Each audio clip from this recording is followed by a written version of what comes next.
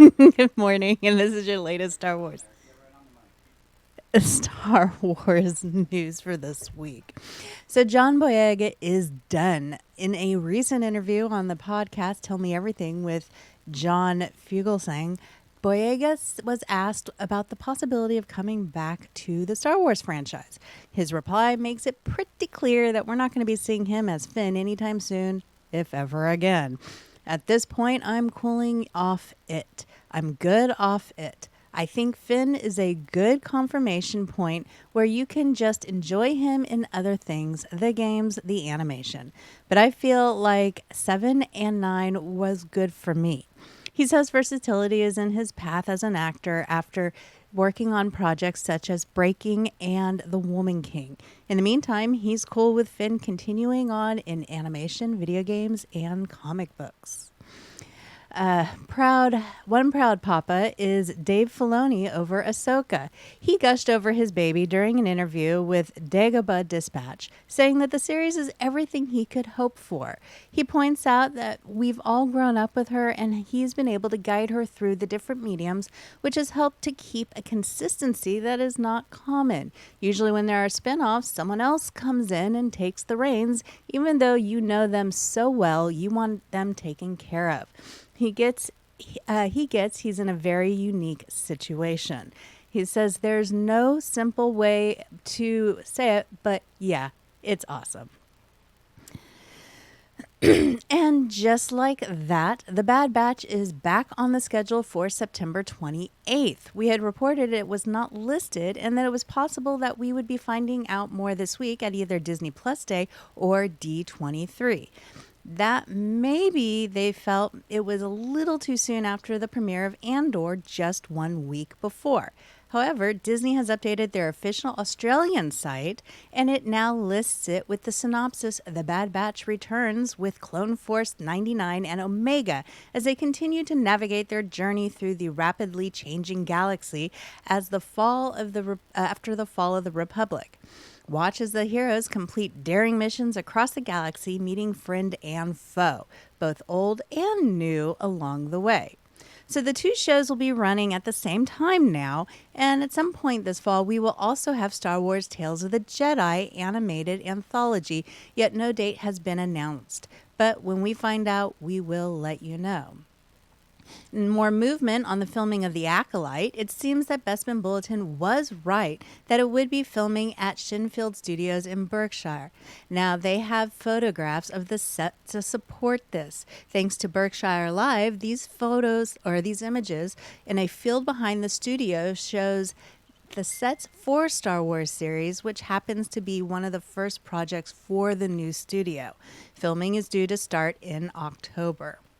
Now, fans got a chance to see Rogue One again on the big screen with the Disney re-releasing it on IMAX this past weekend, and it paid off. According to Collider, it raked $1 million in ticket sales, bringing the gross total on IMAX to $105 million, which also pushed it into being one of the top 10 highest grossing films released in this format. The special release also included a 10-minute long sneak peek of Andor series and some behind the scenes and the most recent trailer. Just when you think Rian Johnson will stop talking, he continues to talk. Recently, he sat down with Empire Magazine and said a few things that could make some people happy and other people's begging him to stop even more. He says that he and Kathleen Kennedy are still close and often get together to talk about his standalone Star Wars trilogy. But as Kathleen has pointed out, scheduling just doesn't want to play nice with him. So it's great that he's staying busy, especially with his Knives Out series and such. But he does say it would break his heart if his project with Star Wars doesn't happen. His heart. Johnson also stated that being 5 years out from The Last Jedi, he's more proud of it now. Or as he says, when I was up at bat, I really swung at the ball and hit it into the glass shop like a bull. We reported a while back that Damon Lindelof was possibly working on a Star Wars project. Now, new rumors are pointing toward this being a real possibility. Jeff Snyder reposted his original rumor post from the Ankler and then had this updated stating Lindelof has been seen a lot on the Disney lot.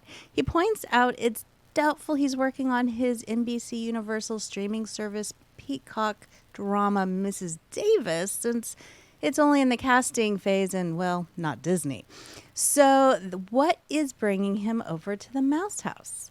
D23 is this week, and if they decide they want to hint at anything, it might just be then.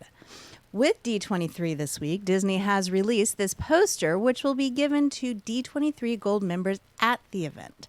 Some of the little Easter eggs on display may give us hints of what might be brought up. These include obvious projects like Grogu and the N1 Starfighter for the next season of The Mandalorian, the Andor logo, which premieres this month, and the Fulcrum symbol for Ahsoka. Now, does the Fire Spray 31 ship mean season 2 of the Book of Boba Fett? Or an X-Wing for Rogue Squadron, possibly? And that a training droid? A droid story or something to do with some games? Who knows? Only a few more days until we can find out. Also this week is Disney Plus Day. Now, here's a little rumor that the Wall Street Journal is reporting that Disney has plans to introduce a membership program for Disney Plus subscribers. It would offer exclusive perks and merchandise opportunities, which would include things like t-shirts, themed accessories, and kid costumes that are tied into the streaming shows. Disney Plus would be QR code enabled to send subs to the Shop Disney website where they'd have special access to products. One example of a Star Wars piece that executives have discussed is a toy version of the Darksaber from The Mandalorian. Now, of course, the ultimate goal is data collection, giving Disney a better understanding of consumer trends and behaviors by tracking shows watched, trips taken, and merch bought. It will help recommend programming most related to the members' interest on Disney Plus. This could roll out by the end of the year, and I expect we may hear something more official on Disney Plus Day or at D23. Now, every actor goes through a little something to prep themselves for their roles. Diego Luna decided he was going to take advantage of the stunt facility at Pinewood to get back into his fitness game. Well, and to put it in his own words, I go to the stunts where they have an amazing facility and stuff for you to climb and to jump and to fall and roll. And I go like, let's do a very simple one. I need to get back into this. And I pretend I was 10 years younger, what I had to play in the show. And the next morning I was like, the S word, I'm going to have to quit this job. I can't handle this anymore. Like every part of my body ached and I felt like I had went into a battle. And it was just the first rehearsal, I was talking to my family like, I don't know if I'm going to be able to do this. No one's going to believe I'm going to have to spend the first 2 months in a chair. I'm glad he pushed through. Andor would be quite different without him. And Andor, only a few weeks away from premiering, Lucasfilm has released this new poster showcasing the cast in a little bit more of a gritty darkness than we normally get with Star Wars posters, yet it's a still fairly clear picture of who we have here. It definitely displays the atmosphere which is expected with the show about being a rebellion and evil. Hasbro has introduced their Black Series, Cassian Andor, and B2EMO figures at San Diego Comic-Con, but we are still waiting for those release dates. What we do have now, though, is details on the Shore Trooper, Imperial Officer Ferrix, Imperial Officer Dark Times, and Cassian Andor Aldhani mission figures, which will be available for pre-order in the next few weeks from Target and Walmart. Each figure will run you $27.99, with Andor and the Imperial Officer Dark Times both being exclusively at Walmart and available on October 6th, and the Shore Trooper and Imperial Officer Ferrex both exclusively at Target and available September 23rd.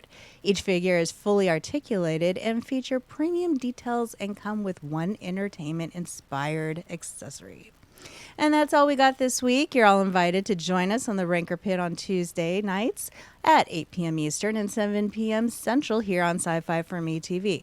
No telling what we're going to talk about or who just may show up. But in the meantime, you can connect with us over on the socials. Salacious Crumbs is over on Facebook and on Instagram.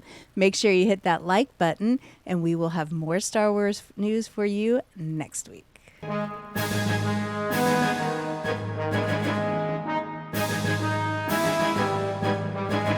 Copyright 2022 by Flaming Dog Media, LLC. All rights reserved. No portion of this program may be retransmitted without the express written consent of Flaming Dog Media. You're watching Sci-Fi For Me TV, delivering the multiverse since 2009.